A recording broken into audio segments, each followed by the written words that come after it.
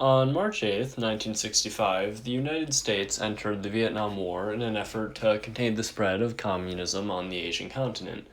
What would follow was over 7 years of combat, ending with America withdrawing from the region in January of 1973.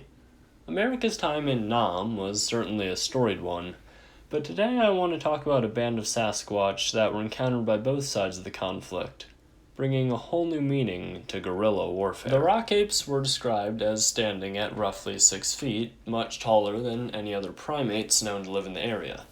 They are also said to be long-limbed and strongly built, with dark hair covering everything except the soles of their feet, their hands, as well as their faces. According to eyewitnesses, the entities are nocturnal, with most of their activities occurring at dusk or during the night.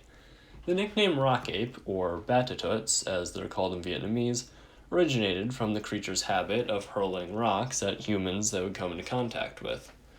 Although they rose to prominence during the war, the rock apes had been sighted as far back as 1918, with more encounters occurring as deforestation increased in the region, but due to the isolation of the areas they were seen in, stories of these creatures didn't spread until Americans arrived in the country.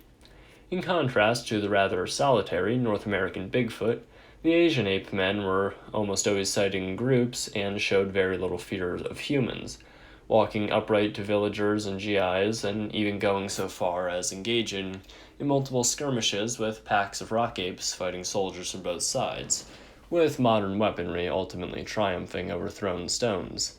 The most famous of these altercations, which came to be known as the Battle of Dong Den, occurred in 1966 with a unit of American Marines initially mistaking the primates hiding in the underbrush for Viet Cong until they revealed themselves.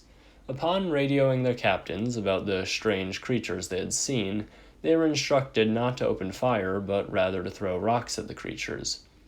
This proved to quickly backfire as their attackers returned with their own stone tosses. They then switched to bayonet stabs, which proved more effective. When reinforcement arrived, they found numerous injured but still living Marines, as well as multiple rock ape corpses. Despite the numerous battles between the rock apes and the military, no bodies were ever recovered for study. Do you believe in the Vietnam rock apes? Let me know in the comment section below.